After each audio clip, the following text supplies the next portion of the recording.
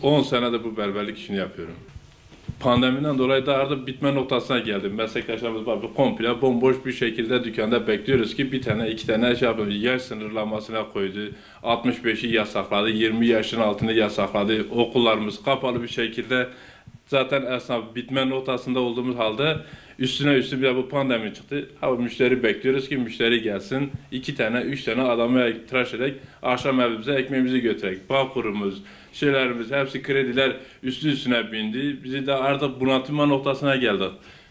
Kredilerimizi ertelesinler, kredilerimiz düzenli bir şey yapsın. En azından Bağkurlarımızın yarısını desin ki getirsin, yatırsın. Yükselttikleri kadar yükseltiyorlar. Ne kazandık ki ne götürüp Bağkur'u verelim. Kiramız geliyor, elektriğimiz geliyor, doğalgazımız geliyor. Hepsi üstüne biniyor. Da artık depremden dolayı kredimizi verdiler.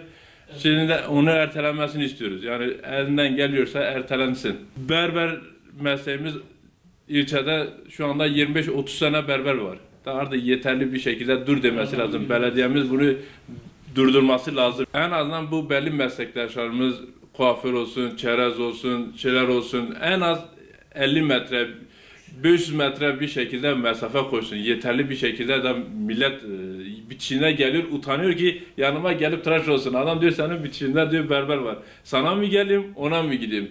Yanındaki marketten mi alayım, onun yanındaki marketten mi alayım? En azından bir 50-500 metre, 500 metreye kadar bir mesafe koysun. Bize sadece 1000 lira, 500 lira para verip de şey yapmasın, bize çözümler yapsın. İşler verilsin, lokantaları açsın, esnafımız da artık yeter durma noktasına geldik. Bitiyoruz yani. Mesleğim çaycı. Bu pandemiden dolayı bir senedir, bir yıl oldu bayağı. Sıkıntı durumumuz belli zaten. Ondan sonra yani hem kira yönden sıkıntı çektik. Aynı zamanda kendimiz hiç rahatımız olmadı. Açtık ama hiçbir zamanda hiçbir sıkıntı, yani her devamlı sıkıntı yaşıyoruz. Yani polis memurlarımız da sürekli rahatsız, onlar da gelip ikaz ediyor zaten. Bir yıldır kira cepten gitti zaten. Aylık kira. Verdiğim kira 30 milyar senelik. Aynı zamanda cepten ödedik zaten. Ne yapalım bilmiyorum. İsteğimiz bir an önce tezgahımız açılsın. İşimize gücümüze bakalım. Rahat edelim. Yani bu yani.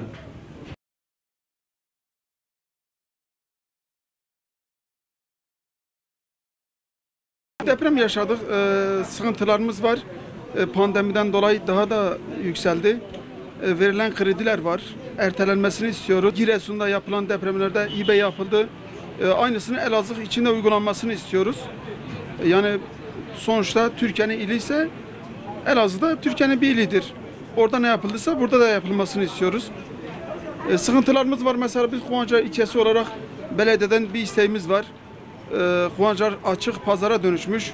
Biz esnaflar vergi veriyoruz, sigorta ödüyoruz. Devlete düzenli her şeyimizi veriyoruz. Tabela vergisine kadar, terazi vergisine kadar, çöp vergisine kadar kiramızı, her şeyimizi veriyoruz ama karşılığını alamıyoruz. Nasıl alamıyoruz? Kuvancar'ın her tarafında, her sokağında pazarcılar var. Dışarıdan gelip hiçbir vergi vermeden bizimle rekabete giriyorlar. Bizden kalitesiz malları, tarihi geçmiş malları piyasada rahat satabiliyorlar ve zabıtalarımız hiçbir şekilde buna ilgilenmiyor. Bu Kuvancar'ın en büyük bir sorunudur. Çok sorunumuz var. Mesela şu an kamera çekse böyle sokağın başında, her köşe başında hiç Kuvancar ilgisi olmayan insanlar gelip de burada açık alanda meyve satıyorlar, gıda işi satıyorlar ve bir günde bir zabıta gidip de hiç sorgulama yok. Bundan çok şikayetçi.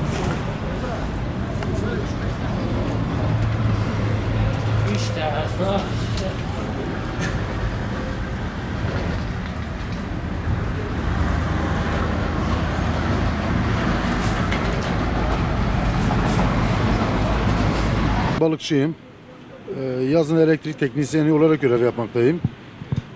Gördüğünüz gibi abi mali durumumuz ortada. Pandemiden dolayı balık da getiremiyoruz. Maddi olarak çok büyük sıkıntılar yaşıyoruz. Ekonomi olarak da büyük sıkıntılar yaşıyoruz. Bu ister istemeyerek de ailemize de yansıyor bu durum. Pandemi sürecinin esnemesini istiyoruz. Ondan sonra maddi olarak zaten tüm halkımız Kovancılar ilçesi olarak büyük sıkıntılar yaşıyoruz. Sokağa çıkma yasağının yani bence yani benim şahsım olarak pek olumlu bulmuyorum. Neden derseniz çünkü cumartesi pazar halk içeri giriyor evlerinde ama pazartesi durumu görüyorsunuz. Ortamı görüyorsunuz. Ne kadar aşırı kalabalık oluyor. Bu daha kötü bir durum oluyor sonuçta. Halkın daha çok bir iç içe olması, ondan sonra yoğunlaşması daha kötü oluyor. Bunu siz de gözünüzde görüyorsunuz zaten. O yüzden ben bir an önce ne bileyim biraz esnek davranılmasını istiyorum. Zaten her şey başına aldı gitti pahalılık olarak. Mesela biz bir kasa hamsi geçen yıl 150 TL aldığımız yerde şu an 300 TL alıyoruz. Bir palamutu 200'e aldığımızda şu an 400 TL alıyoruz. Bir çuprayı 130-140'a aldığımız zaman şu an 320-330 alıyoruz. Bu da maddi olarak halkımıza yansıyor. Biz de satış yapamıyoruz. Örnek vereyim. Şimdi bir 5 nüfuslu bir ayla 5 tane balık alsa 80-100 lira tutacak. O da ona az gelecek. 200 liralık balık da alamıyor. O yüzden biz de satış yapamıyoruz. Büyük sıkıntılar yaşıyoruz. Olduğu gibi de balıklarımızın birçok zaman da çöpe atıyoruz.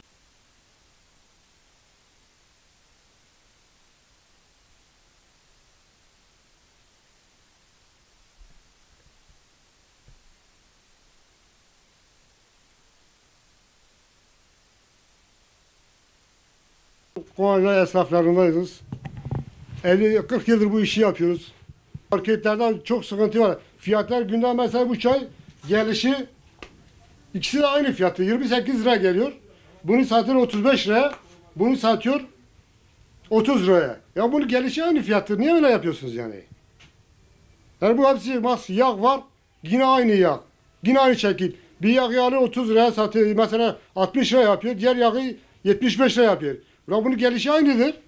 Ama Allah'a çok şükür kiramız yok.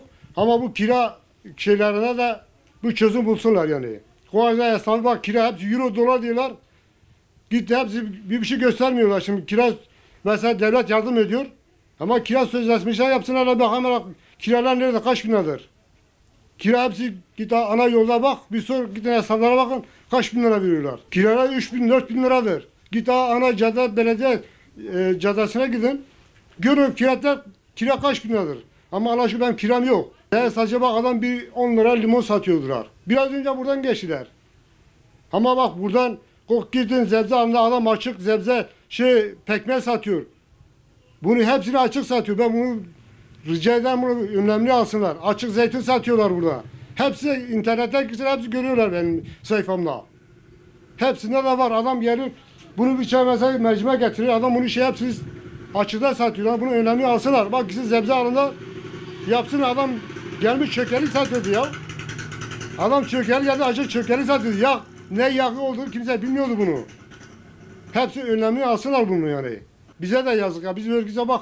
Vergimize her aydan bir vergimizi ver. Bir ay bir baykur 1 milyar 55 milyondur. Nasıl ben çıkaracağım o bunu? Hesabı yap. 13 milyar para yapıyor. Bir de kira parası var. Buna soruyor. Nasıl ben çıkaracağım ben bunu? Çıkaramaz. Mümkün değil yani bunu. İçine girin görün. Abi ana isteğimizi bu şeye bir çözüm bulsunlar. Bu büyük marketlere bir de seyahat satıcılara adam bak git Kovancıların içinde adam 1 milyon getirmiş patates limon ne limonudur bilmiyor araba bak geziyor. Kovancıların zabitesi yok. Sıkıntı yani hepsi burada sıkıntı var yani burada. Adam getirir mesela git orada getirir bal getirir satıyor ama ne bir belge bir şey yok. Yazık değil mi yani buna? Bunu önlenmesi lazım ama maalesef bizim belediye öyle bir şey yok yani. 20 yıldır Kovancılar'da esnaflık yapıyorum. Çay ocağını işletmekteyim. Ne yazık ki bir esnaf olarak şu anda durumumuz hiç iyi değil. Yani ne diyeyim bizim 4 tane milletvekillerimiz var. Belediye başkanımız var. Sadece her şey Cumhurbaşkanı'na bağlı bir şeyimiz yok. Seçimden seçime 4 tane milletvekilimiz buraya geldikleri zaman seçmen olarak seçmen baş tacıdır. Yalnız seçim bittikten sonra biz ne milletvekili, ne belediye başkanı, ne kaymakam, ne emniyet teşkilatı, ne ilçe başkanları, ne il encümen yönetmenlerini hiçbirini ne görüyoruz ne de yüzlerini görüyoruz. Yani biz Kovancılar için şöyle bir şey diyeyim. Kovancılar'da en gelişmiş bir ilçe olarak sadece seçimden seçime Kovancılar halkı düşünülüyor. seçim bittikten sonra Kovancıların bu kadar gelişmiş olmasına rağmen ne esnafa, ne vatandaşa, ne de herhangi bir yoksula çare var. Sadece Kovancılar 1000'e yakın esnafımız var.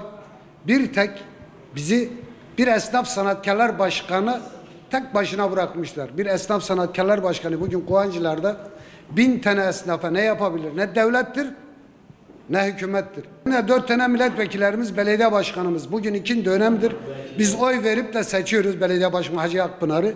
Ne yazık ki seçimden seçime bir milletvekili geldiği zaman biz Kovancılar'da Hacı Akpınar belediye başkanı olduğunu görüyoruz ve tanıyoruz. Seçim bittikten sonra ne yazık ki Hacı Akpınar belediye başkanı olarak ne esnafın, ne milletin, ne vatandaşın hiçbir şeyinde yoktur. Biz bu konuda şikayetçiyiz, bu konuda da rahatsızız. Bizim 4 tane milletvekilimiz var. 4 tane milletvekilimizde hiçbir gün ne vatandaşı, ne halkı, ne yaşlı, ne çocuğu, ne esnafı dinlemişler. Bizim bu sorunumuz ne olacak? Ben bugün evime ekmek götüremiyorsam,